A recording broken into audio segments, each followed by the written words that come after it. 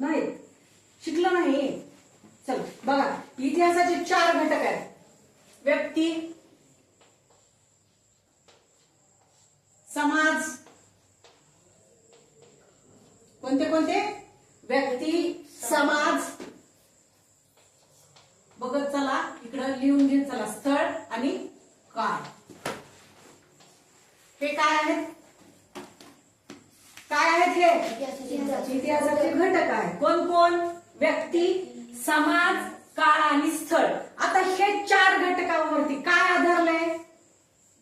इतिहास. इतिहासाचे हे काय आहेत? घटक आहेत किंवा इतिहासाचे आधारस्तंभ आहेत म्हणायचं. कोण? ते 4 लोक. कोण कोण लोक आहेत हे? एक व्यक्ती आहे, एक समाज आहे, एक काळ आहे आणि दुसरं स्थळ आहे. आता ह्या गोष्टींचा इतिहासाची काय संबंध असेल बरं? काय संबंध असेल? व्यक्तीच नसला तर इतिहास कुणाचा? बरोबर. व्यक्तीपासून तयार काय झालं? समाज. समाजापासून जे त्यांनी केलं त्याचा एक काळ, त्यांनी काळ म्हणजे वेळ दिला. समाज, व्यक्तीपासून समाजाला, समाजापासून त्यांनी एकत्र काम केल्यानंतर जे आहे त्याला काय दिलं? ते वेळ दिला. वेळेला मग त्याला काळ, मग टोटल ती झाला काळ. काय झाला? काळ. कोणत्या शतकापासून कोणत्या शतक? 9व्या ते 18व्या शतकापर्यंत. मग तो काळ कुणाचा? ह्या व्यक्तींनी समाज बनवून केलेला जो कालखंड आहे तो झाला काळ. मग ह्या काळाला मग काळ ह्यांनी एवढं केलं, पण हे कुठं केलं? त्याच्याशी रिलेटेड आहे हे स्थळ. काय रिलेटेड आहे त्याच्याशी? स्थळ आहे. मग सगळ्यात महत्वाचं, ह्या स्थळाशी संबंधित मग लोक कोण आले? ही व्यक्ती आला, हा समाज आला आणि हा काळ आला. मग आपल्याला ते काळाबद्दल माहिती शिकायच्या. मग तो काळ कोणता शिकायला होता आपण? मध्ययुगीन. मध्ययुगीन काळामध्ये शिकायला तिथलं स्थळ, व्यक्ती, समाज आणि काळ हे इतिहासाचे घटक आहेत. इतिहास या घटकांवर आधारलाय. मग त्याच्यामध्ये इतिहासाचे घटक झाले. मग इतिहासाच्या घटकावर आधारलेले आहेत इतिहासाचे साधन. बरोबर.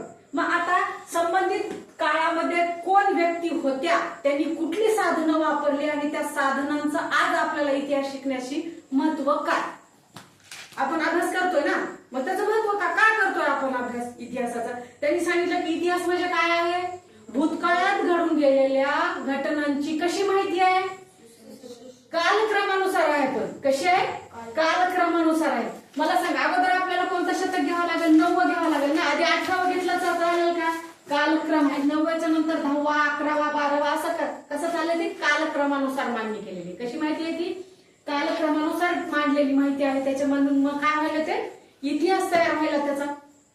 बरोबर आहे का? हा. मग ह्या गोष्टी लक्षात ठेवा, कारण इतिहासाचे घटक आहेत. मग त्याच्यानंतर आपण काय शिकणार आहोत? आता इतिहासाचे साधन आहेत. मग आता इतिहासाचे साधन कोणते कोणते आहेत? आता इतिहासाचे साधन शिकतोय आपण. आता इतिहासाचे साधन आहेत. कोणते कोणते आहेत ते बघा बरं. बघा. भौतिक, हा.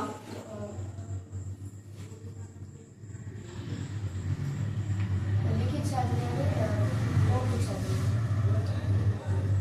कोणती कोणती साधने आहेत? भौतिक साधने, लिखित साधने आणि मौखिक साधने. भौतिक,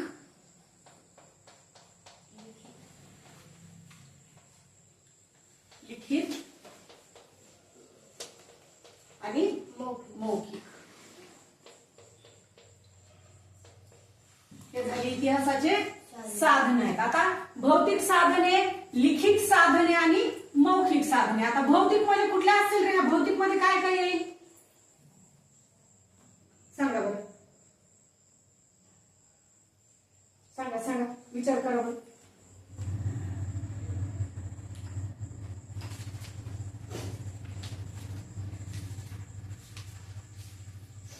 वस्तू, वस्तू, वस्तू, वास्तू, अजून नाणी, स्मारके,